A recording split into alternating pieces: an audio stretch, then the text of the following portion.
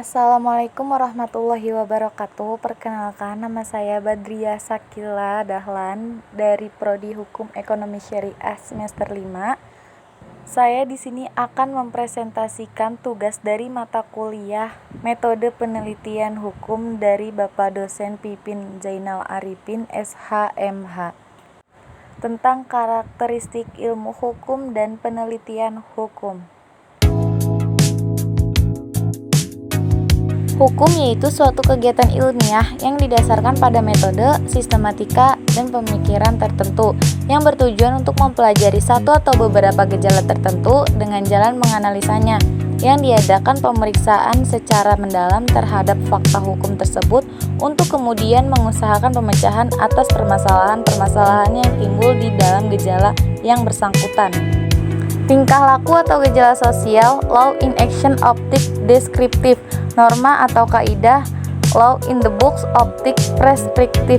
Isinya yaitu suruhan, larangan, kebolehan.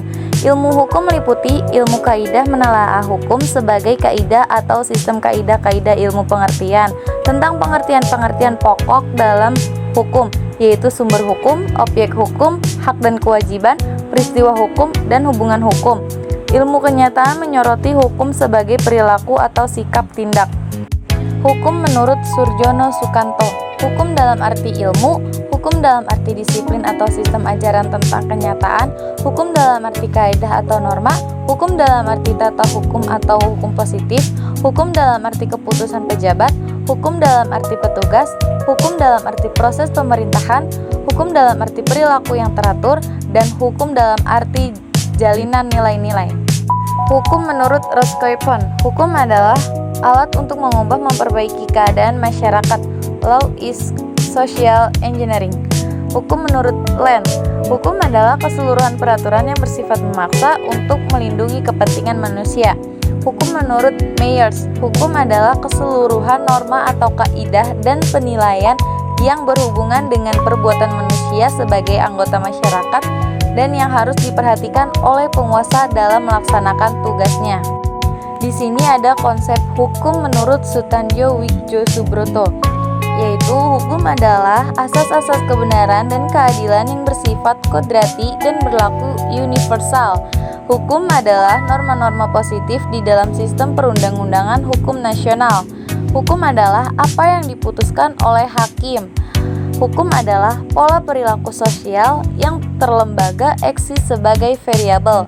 Hukum adalah manifestasi makna-makna simbolik para perilaku sosial sebagai tampak dalam interaksi antar mereka. Disiplin hukum meliputi yang pertama mencangkup ilmu tentang kaidah dan ilmu pengertian, yang kedua mencakup sosiologi hukum, antropologi hukum, psikologi hukum, sejarah hukum, dan perbandingan hukum.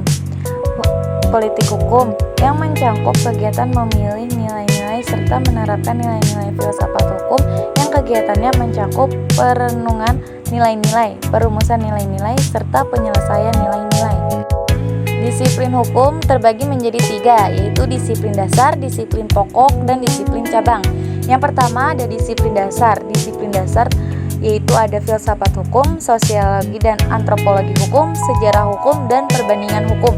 Yang kedua, disiplin pokok, yaitu ilmu kaidah, ilmu tentang pengertian atau dogmatik hukum.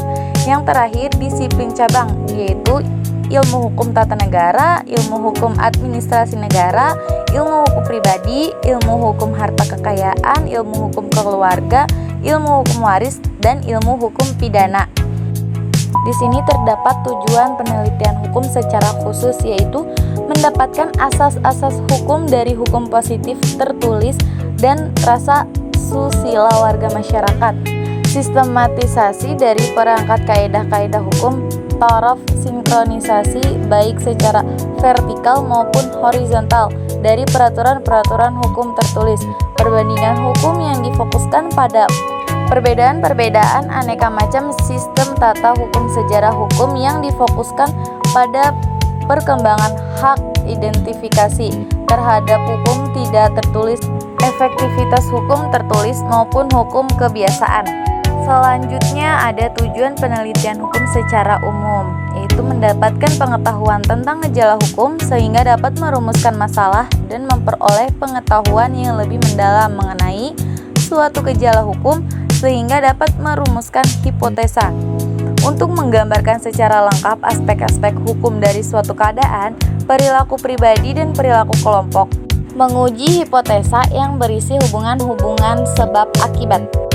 Sekian presentasi dari saya. Apabila ada kekurangan mohon dimaafkan. Terima kasih. Wassalamualaikum warahmatullahi wabarakatuh.